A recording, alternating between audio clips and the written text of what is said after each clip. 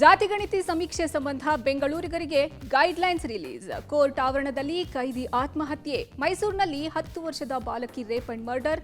Calf syrup ತಯಾರಕ arrest. ಈ ಎಲ್ಲ ಸುದ್ದಿಗಳನ್ನು ನೋಡ್ತಾ ಹೋಗೋಣ ಕರ್ನಾಟಕ ಟಾಪ್ 20ಯಲ್ಲಿ. ಜಾತಿ ಸಮೀಕ್ಷೆ ಸಂಬಂಧ ಬೆಂಗಳೂರಿಗರಿಗೆ ಗೈಡ್ಲೈನ್ಸ್ ಬಿಡುಗಡೆಯಾಗಿದೆ. ಸಮೀಕ್ಷೆಗೆ ವೇಗ ನೀಡೋಕೆ ಸಾರ್ವಜನಿಕರಿಗಾಗಿ ಮಾರ್ಗಸೂಚಿ ನೀಡಲಾಗಿದೆ. ನಿಮ್ಮ ಮನೆಗೆ ಗಣತಿದಾರರು ಬರಲಿದ್ದು ಸೂಕ್ತ ದಾಖಲಾತಿ ಇಟ್ಕೊಳ್ಳೋಕೆ ಸಲಹೆ ನೀಡಲಾಗಿದೆ. ಸಾರ್ವಜನಿಕರಿಂದ ಗಣತಿದಾರರಿಗೆ ಕ್ವಿಕ್ ರೆಸ್ಪಾನ್ಸ್ ಸಿಗ್ತಿಲ್ಲ ಎಂಬ ಆರೋಪಗಳ ಮಧ್ಯೆ ಗೈಡ್ಲೈನ್ಸ್ ಬಿಡುಗಡೆ ಮಾಡಲಾಗಿದೆ. Aadhaar card, voter ID, BESCOM bill, ration card, ವಿಶೇಷ ಚೇತನರು ಆಗಿದ್ರೆ ಐಡಿ ಕಾರ್ಡ್ ಹಾಗೂ 6 ತಿಂಗಳ ಮಗು ಇದ್ರೆ ಬರ್ತ್ ಸರ್ಟಿಫಿಕೇಟ್ ಇಟ್ಕೊಳ್ಳೋಕೆ ಸಾರ್ವಜನಿಕರಿಗೆ ಕರೆ ಕೊಡಲಾಗಿದೆ. ಈ ತಿಂಗಳ 19ನೇ ತಾರೀಕಿನ ಒಳಗಡೆ ಯಾವ ಸಮಯದಲ್ಲಾದರೂ ಗಣತಿದಾರರು ನಿಮ್ಮ ಮನೆಗೆ ಬರಬಹುದು, ದಾಖಲಾತಿ ಇಟ್ಕೊಳ್ಳಿ ಅಂತ ಸೂಚಿಸಲಾಗಿದೆ. ಮೈಸೂರಿನಲ್ಲಿ 10 ವರ್ಷದ ಬಾಲಕಿ ಮೇಲೆ ರೇಪ್ ಅಂಡ್ ಮರ್ಡರ್ ಆಗಿದೆ. ಬಾಲಕಿಯ ದೇಹದ ಮೇಲೆ ಬಟ್ಟೆಯೂ ಇಲ್ಲದೆ ಶವ ಬಿದ್ದಿರುವ ಹಿನ್ನೆಲೆಯಲ್ಲಿ ಆರಂಭಿಕವಾಗಿ ಇದನ್ನ ಪೊಲೀಸರು ರೇಪ್ ಅಂಡ್ ಮರ್ಡರ್ ಇರಬಹುದು ಅಂತ ಶಂಕೆ ವ್ಯಕ್ತಪಡಿಸಿದ್ದಾರೆ. ದಸರಾ ವೇಳೆ ಬಲೂನ್ ವ್ಯಾಪಾರಕ್ಕಾಗಿ ಗುಲ್ಬರ್ಗಾ ಕಡೆಯಿಂದ ಮೈಸೂರಿಗೆ ಹಕ್ಕಿಪಿಕ್ಕಿ ಜನಾಂಗದ 50ಕ್ಕೂ ಹೆಚ್ಚು ಕುಟುಂಬ ಬಂದಿದೆ. ನಿನ್ನೆ ರಾತ್ರಿ ಸುಮಾರು 2 ಗಂಟೆ ವೇಳೆಯಲ್ಲಿ ಅಪ್ರಾಪ್ತ ಬಾಲಕಿ ಮರ್ಡರ್ ಆಗಿದೆ. ಕೇವಲ 2 ದಿನಗಳ ಅಂತರದಲ್ಲಿ ಒಂದೇ ಜಾಗದಲ್ಲಿ 2 ಮರ್ಡರ್ ಆದಂತಾಗಿದೆ. 2 ದಿನಗಳ ಹಿಂದೆ ಇದೇ ಜಾಗದಲ್ಲಿ ರೌಡಿ ಶೀಟರ್ನ ಸಹವರ್ತಿಯ ಬರ್ಬರ ಹತ್ಯೆ ಆಗಿತ್ತು. ಅದೇ ಜಾಗದಲ್ಲಿ ನಿನ್ನೆ ರಾತ್ರಿ ಅಪ್ರಾಪ್ತ ಬಾಲಕಿ ಮರ್ಡರ್ ಆಗಿದೆ. ಸದ್ಯ ವಿಚಾರಣೆಗಾಗಿ ವ್ಯಾಪಾರಕ್ಕೆ ಆಗಮಿಸಿದ 50 ಹಕ್ಕಿಪಿಕ್ಕಿ ಕುಟುಂಬಸ್ಥರನ್ನ ಪೊಲೀಸರು ಕರೆದೊಯ್ದಿದ್ದಾರೆ. ಹಿಂಭಾಗದಲ್ಲಿ ನಮಗೆ ತೋರಿಸ್ತಾ ಹೋಗ್ತಾನೆ. ಈ ರೀತಿಯಾಗಿ ಬಲೂನ್ಗಳನ್ನ ಮಾರುವಂತಹ ಅಕ್ಕಿಪಿಕ್ಕಿ ಜನಾಂಗದ ವಿವಿಧ ಕುಟುಂಬಗಳು ಮೈಸೂರಿಗೆ ದಸರಾ ಸಂದರ್ಭದಲ್ಲಿ ಬರ್ತಾರೆ. 15-20 ದಿನಗಳ ಕಾಲ ಇರ್ತಾರೆ. ಯಾಕಂದ್ರೆ ಈ ಭಾಗದಲ್ಲಿ ತುಂಬಾ ಒಳ್ಳೆಯ ವ್ಯಾಪಾರ ಆಗುತ್ತೆ. ಹಾಗಾಗಿ ಇಟ್ಟಿಗೆ ಗೂಡಿನ ಬಳಿಯಲ್ಲಿ ರಸ್ತೆ ಬದಿಯಲ್ಲೇ ಈ ರೀತಿಯಾಗಿ ಬಲೂನ್ಗಳನ್ನ ವ್ಯಾಪಾರಕ್ಕೆ ಇಟ್ಕೊಂಡಿರ್ತಾರೆ.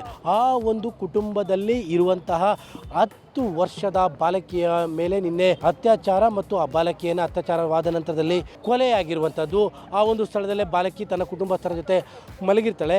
ತದನಂತರದಲ್ಲಿ ಬೆಳಗಿನ ಜಾವ ಬಹುತೇಕ ಇದು ರೇಪ್ ಅಂಡ್ ಮರ್ಡರ್ ಆಗಿರುವಂತಹ ಸಾಧ್ಯತೆಗಳೇ ತುಂಬಾ ಕಾಣ್ತಾ ಇದೆ. ಯಾಕಂದ್ರೆ ಬಾಲಕಿಯ ದೇಹದ ಮೇಲೆ ಯಾವುದೇ ರೀತಿಯಂತಹ ಬಟ್ಟೆಗಳು ಇರಲಿಲ್ಲ. ಹಾಗಾಗಿ ರೇಪ್ ಆದ ನಂತರದಲ್ಲಿ ಬಾಲಕಿಯನ್ನ ಕೊಲೆ ಮಾಡಿ ಈ ಒಂದು ಅಂದ್ರೆ ಆ ಒಂದು ಜಾಗದಿಂದ ಕೇವಲ ಒಂದು 100 ಮೀಟರ್ ದೂರದಲ್ಲಿರುವಂತಹ ಒಂದು ತಗ್ಗಾದಂತಹ ಒಂದು ಪ್ರದೇಶದಲ್ಲೇನೆ ಆ ಬಾಲಕಿಯ ಶವವನ್ನ ಬಿಸಾಕಲಾಗಿದೆ. ಮಧ್ಯಪ್ರದೇಶ ಮತ್ತು ರಾಜಸ್ಥಾನದಲ್ಲಿ 20 ಮಕ್ಕಳ ಸಾವಿಗೆ ಸಂಬಂಧಪಟ್ಟಂತೆ ಕೋಲ್ಡ್ ಡ್ರಿಪ್ ಸಿರಪ್ ತಯಾರಕ ಸೆರ್ಸನ್ ಫಾರ್ಮಾಕ್ಯೂಟಿಕಲ್ಸ್ ಕಂಪನಿ ಮಾಲೀಕನನ್ನ ಬಂಧಿಸಲಾಗಿದೆ. ಕೋಲ್ಡ್ ಡ್ರಿಪ್ ಕೆಮಿನಾ ಸಿರಪ್ ತಯಾರಿಸಿದ ಸೆರ್ಸನ್ ಫಾರ್ಮಾಕ್ಯೂಟಿಕಲ್ಸ್ ಕಂಪನಿಯ ಮಾಲೀಕ ಎಸ್ ರಂಗನಾಥನ್ ಅವರನ್ನ ಮಧ್ಯಪ್ರದೇಶ ಪೊಲೀಸರು ಬಂಧಿಸಿದ್ದಾರೆ. ಈ ಹಿಂದೆ ಸೆರ್ಸನ್ ಫಾರ್ಮಾ ವಿರುದ್ಧ ಪ್ರಕರಣ ದಾಖಲಿಸಲಾಗಿತ್ತು. ಕಂಪನಿಯ ಮಾಲೀಕ ರಂಗನಾಥನ್ ಅವರನ್ನ ಇವತ್ತು ಬೆಳಗ್ಗೆ ಚೆನ್ನೈನಲ್ಲಿ ಮಧ್ಯಪ್ರದೇಶ ಪೊಲೀಸರು ವಶಕ್ಕೆ ಪಡೆದರು. ರಾಜ್ಯದಲ್ಲಿ ವಿಷಕಾರಿ ಸಿರಪ್ ಸೇವಿಸಿ ಕನಿಷ್ಠ 20 ಮಕ್ಕಳ ಸಾವುಗಳಿಗೆ ಸಂಬಂಧಪಟ್ಟಂತೆ ರಾಜ್ಯ ಪೊಲೀಸರು ಅವರನ್ನ ಹುಡುಕ್ತಾ ಇದ್ರು. ಸುಳಿವು ಕೊಟ್ಟವರಿಗೆ 20,000 ರೂಪಾಯಿ ಬಹುಮಾನವನ್ನ ಘೋಷಿಸಲಾಗಿತ್ತು. ಕೋಲ್ಡ್ ಡ್ರಿಪ್ ಸಿರಪ್ ಸೇವಿಸಿದ ನಂತರ ಮಕ್ಕಳು ಮೂತ್ರಪಿಂಡದ ಸೋಂಕಿಗೆ ಒಳಗಾಗಿದ್ರು. ಬಿಪಿಎಲ್ ಹಾಗೂ ಅಂತ್ಯೋದಯ ಕಾರ್ಡುಗಳಿಗೆ ಅನ್ನಭಾಗ್ಯದ 10 ಕೆಜಿ ಅಕ್ಕಿ ಬದಲು 5 ಕೆಜಿ ಅಕ್ಕಿ ಹಾಗೂ ಉಳಿದ 5 ಕೆಜಿ ಲೆಕ್ಕದಲ್ಲಿ ಆಹಾರ ಧಾನ್ಯ ನೀಡೋದಕ್ಕೆ ಸಚಿವ ಸಂಪುಟ ಸಭೆ ತೀರ್ಮಾನ ಮಾಡಿದೆ. ಇಂದಿರಾ ಕಿಟ್ ಹೆಸರಿನಲ್ಲಿ ಆಹಾರ ಕಿಟ್ ನೀಡಲಿದ್ದು ಇದರಲ್ಲಿ ಎಣ್ಣೆ, ಸಕ್ಕರೆ, ಉಪ್ಪು ಕೂಡ ನೀಡಲಾಗುತ್ತೆ. ಅನ್ನಭಾಗ್ಯದ ಅಕ್ಕಿ ದುರ್ಬಳಕೆ ತಡೆಯೋದಕ್ಕೆ ಈ ಕ್ರಮ ಕೈಗೊಳ್ಳಲಾಗಿದೆ. ಇನ್ನು ಋತುಚಕ್ರದ ಸಮಯದಲ್ಲಿ 1 ದಿನ ರಜೆ ಕೊಡುವ ಮಹತ್ವದ ತೀರ್ಮಾನಕ್ಕೆ ಇಂದಿನ ಕ್ಯಾಬಿನೆಟ್ ಒಪ್ಪಿದೆ. ಕಾರ್ಮಿಕ ಇಲಾಖೆ ಸಲ್ಲಿಸಿದ ಪ್ರಸ್ತಾವನೆಗೆ ಕ್ಯಾಬಿನೆಟ್ ಅನುಮೋದನೆ ಕೊಟ್ಟಿದೆ. ರಾಜ್ಯ ಸರ್ಕಾರಿ ಕಚೇರಿಗಳು, ಗಾರ್ಮೆಂಟ್ಸ್ ಮತ್ತು ಇತರೆ ಖಾಸಗಿ ಕೈಗಾರಿಕೆ ಕೆಲಸ ಮಾಡುವಂತಹ ಮಹಿಳೆಯರಿಗೆ ಸಂಬಳ ಸಹಿತ ಋತುಚಕ್ರ ರಜೆಯನ್ನು ನೀಡಲಾಗುತ್ತದೆ.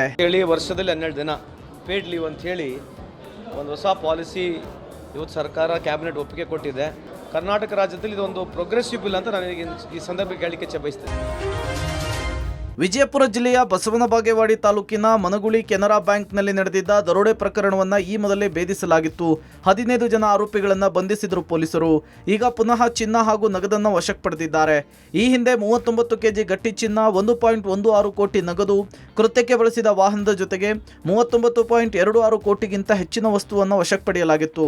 ಇದೀಗ 4.8 ಕೆಜಿ ಗಟ್ಟಿ ಚಿನ್ನ ಹಾಗೂ 22 ಲಕ್ಷದ ನಗದು ಪುನಃ ಜಪ್ತಿ ಮಾಡಲಾಗಿದೆ. ಸದ್ಯ ಒಟ್ಟು 43 ಕೆಜಿ ಚಿನ್ನ, 1.38 ಕೋಟಿ ನಗದನ್ನು ವಶಕ್ಕೆ ಪಡೆಯಲಾಗಿದೆ. ಇನ್ನೊಂದು ಕಡೆ ಎಸ್ಬಿಐ ದರೋಡೆಕೋರರನ್ನು ಕೂಡ ಭೇದಿಸಿರುವ ಪೊಲೀಸರು ಆರೋಪಿಗಳನ್ನು ಬಂಧಿಸಿ ಚಿನ್ನಾಭರಣವನ್ನ ವಶಪಡಿಸಿಕೊಂಡಿದ್ದಾರೆ. ಆ ಹಿನ್ನೆಲೆಯಲ್ಲಿ ಅದನ್ನು ಯಾರ್ಯಾರು ತಗೊಂಡಿದ್ದಾರೆ ಮರಳಿಸಿ ಅಂತೇಳಿ ಅವ್ರನ್ನ 15 ಜನರಿಂದ 1.587 ಕೆಜಿ ಗೋಲ್ಡ್ ಮತ್ತೆ 44,25,060 ರೂಪಾಯಿ ಹಣವನ್ನು ವಾಪಸ್ ಕೊಟ್ಟಿರ್ತಾರೆ. ಸುಮಾರು ಈ ಪ್ರಕರಣದಲ್ಲಿ ಈಗ 4 ಜನ ಆರೋಪಿತರನ್ನು ನಾವು ಬಂಧಿಸಿದ್ದೀವಿ. ಅದರಲ್ಲಿ ಪ್ರಕರಣದಲ್ಲಿನೇ ಭಾಗಿಯಾದಂಥ ಒಬ್ಬ ಪ್ರಮುಖ ಆರೋಪಿ ಈತ ಮಹಾರಾಷ್ಟ್ರ ಮೂಲದವನು. ಆತನನ್ನು ಕೂಡ ನಾವು ಬಂಧನ ಮಾಡಿದ್ದೀವಿ. ಅಫೆನ್ಸಿಗೆ ಯೂಸ್ ಮಾಡಿದಂಥ ಒಂದು ಬೈಕ್ ಮತ್ತು ಆತನಿಂದ ಚಿನ್ನಾಭರಣವನ್ನು ಕೂಡ ರಿಕವರಿ ಮಾಡಿದೆ. ಕಂಟ್ರಿ ಮೇಡ್ ವೆಪನ್ಸ್ಗಳನ್ನು ಸಪ್ಲೈ ಮಾಡಿದಂತಹ 3 ಜನ ಆರೋಪಿತರನ್ನು ನಾವು ಬಿಹಾರದಿಂದ ಕರ್ಕೊಂಡು ಬಂದು ಅವರನ್ನು ಕೂಡ ಈಗ ಅರೆಸ್ಟ್ ಮಾಡಿ ಈ ಪ್ರಕರಣದಲ್ಲಿ ಅವ್ರನ್ನ ಜೈಲಿಗೆ ಕಳಿಸಲಾಗಿದೆ. ಈ ಪ್ರಕರಣದಲ್ಲಿ ವಶಪಡಿಸಿಕೊಳ್ಳಲಾಗಿದೆ. ಇನ್ನುಳಿದಂಥ ಆರೋಪಿತರನ್ನು ಮತ್ತು ಇನ್ನುಳಿದಂಥ ಮಾಲನ್ನು ಆದಷ್ಟು ಬೇಗ ನಾವು ವರ್ಷಕ್ಕೊಮ್ಮೆ ಮಾತ್ರ ದರ್ಶನ ಭಾಗ್ಯವನ್ನು ಕರುಣಿಸುವ ಹಾಸನಾಂಬ ದೇವಿ ಜಾತ್ರಾ ಮಹೋತ್ಸವ ಇವತ್ತಿನಿಂದ ಆರಂಭಗೊಂಡಿದೆ. ಮಧ್ಯಾಹ್ನ 12 ಗಂಟೆ 21 ನಂತರ ಹಾಸನಾಂಬ ದೇವಾಲಯದ ಗರ್ಭಗುಡಿಯ ಬಾಗಿಲನ್ನು ತೆರೆಯಲಾಗಿದೆ. ಅರಸು ವಂಶಸ್ಥರು ಬನ್ನಿ ಕಡಿದ ನಂತರ ಶಾಸ್ತ್ರೋಕ್ತವಾಗಿ ಗರ್ಭಗುಡಿಯ ಬಾಗಿಲನ್ನು ಓಪನ್ ಮಾಡಲಾಯಿತು. ಇವತ್ತು ಮತ್ತು ಅಕ್ಟೋಬರ್ 23ರ ಕೊನೆಯ ದಿನ ಹೊರತುಪಡಿಸಿ 13 ದಿನ ಸಾರ್ವಜನಿಕರ ದರ್ಶನಕ್ಕೆ ಅವಕಾಶ ಕೊಡಲಾಗುತ್ತೆ. ವರ್ಷಕ್ಕೊಮ್ಮೆ ದೇವಸ್ಥಾನದ ಬಾಗಿಲು ತೆರೆಯಲಿದ್ದು ಈ ಬಾರಿ 25 ಲಕ್ಷಕ್ಕೂ ಹೆಚ್ಚು ಮಂದಿ ದರ್ಶನ ಪಡೆಯುವ ಸಾಧ್ಯತೆ ಇದೆ. ವರ್ಷಕ್ಕೊಮ್ಮೆ ಮಾತ್ರ ಹಾಸನಾಂಬೆಯ ದರ್ಶನ ಕರುಣಿಸಲಿದ್ದು, ಕಳೆದ ವರ್ಷ ಗರ್ಭಗುಡಿ ಮುಚ್ಚುವ ವೇಳೆ ಹಚ್ಚಿದ ದೀಪ, ದೇವರ ಮುಂದಿಟ್ಟಿದ್ದ ಹೂವು ಹಾಗೂ ನೈವೇದ್ಯ ಹಾಗೆ ಇದ್ದಿದ್ದು ವಿಶೇಷ.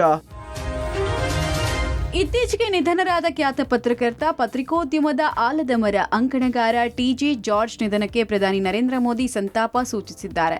ಟಿ.ಜೆ.ಎಸ್. ಜಾರ್ಜ್ ಅವರ ಪುಸ್ತಕಗಳು ಮತ್ತು ಪತ್ರಿಕೋದ್ಯಮ ಕೆಲಸದ ಪರಂಪರೆಯು ಕಿರಿಯ ಪತ್ರಕರ್ತರಿಗೆ ದೃಷ್ಟಿಕೋನ ಮತ್ತು ಮಾರ್ಗದರ್ಶನವನ್ನ ನೀಡ್ತಾನೆ ಇರುತ್ತೆ ಅಂತ ಪ್ರಧಾನಿ ಮೋದಿ ಶೋಕ ಸಂದೇಶದಲ್ಲಿ ತಿಳಿಸಿದ್ದಾರೆ. ಟಿ.ಜೆ.ಎಸ್. ಅವರನ್ನ ಅವರ ಸಮಕಾಲೀನರು, ಕಿರಿಯ ಸಹೋದ್ಯೋಗಿಗಳು ಅವರ ಕೆಲಸದ ಗುರುತಿನಿಂದ ಗೌರವಿಸ್ತಾ ಇದ್ರು. ಟಿ.ಜೆ.ಎಸ್. ಜಾರ್ಜ್ ನಿಧನದಿಂದ ಪತ್ರಿಕೋದ್ಯಮಕ್ಕೆ ತುಂಬಲಾರದ ನಷ್ಟ ಉಂಟಾಗಿದೆ ಅಂತಲೂ ಶೋಕ ಸಂದೇಶದಲ್ಲಿ ಪ್ರಧಾನಿ ಮೋದಿ ತಿಳಿಸಿದ್ದಾರೆ.